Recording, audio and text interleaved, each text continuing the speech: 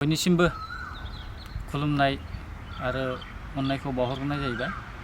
दिनै 1 मे, बे 1 मेआवनो 1 मे थारिखआव जोंनिनो बर' जाथिनि बिफा बड'फा उपेन्द्रनाथ ब्रह्मआ दिनै 1 मेआव रुंसारि जादों।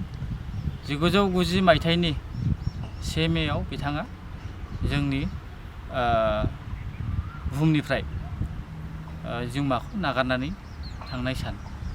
दा बेयावनो जोङो दिनै बर' माहारियारि फरायसा आफादनि जानानै बिथांनि मुंख्लं सानाव जोङो बिथांखौ मान बावनानै जों बिबार बावदों, धुप धुना सावनानै जोङो बोर बिदों, जाहाथे जोंनि बर' माहारियारि फरायसा आफादा बिथांनि सानस्रि आरो सान्थौ, बिथांनि बुद्धिजिबिजों जोङो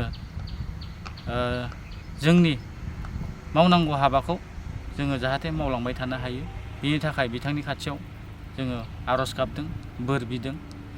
जिहेथु बिथाङानो जोंनि बर'फोरनि थांना थानायनि गासिबो बिथिङाव मा खालामनांगौ मा खालामनाङा आरो बर' हारिया जाथि हिसाबै थांनानै थानांगौबा माबायदि जानांगौ बिथाङानो फोरोंलांखानाय, जायनि जाहोनाव बिथाङा बुहुमनि गासिबो बर'फोरखौनो खौसेथि खालामनो हानानै आलादा बड'लेण्ड रायजोनि थाखाय सोमावसारनानै जोंनो मोनसे राहा लामा दिन्थिलांदों।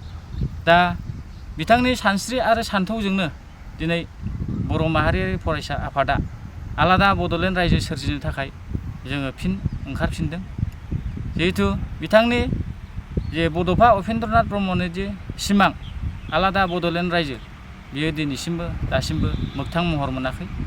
बेनि असिलायैनो जोङो दिनै बिथांनि मुंख्लं सानाव जोङो आर'ज गाबदों, बिथाङा जाहाथे जोंनो बोर सारस्रिहरो, जोंनो गोहो बोलो होयो आरो बिथांनि बोर सारस्रिनायजोंनो जोङो बर' माहारियारि फरायसा आफादा जाहाथे बर'फोरनि गांनाय उखैनाय आरो थामोनथानि सोमावसारनाय जे आलादा बड'लेण्ड रायजो, बे आलादा बड'लेण्ड रायजोआ सानसेबाबो जाफुंगोन, बेखौनो मिजिंथिनानै दिनै बिथांनि मुसुखायाव जोङो बिबार बावदों।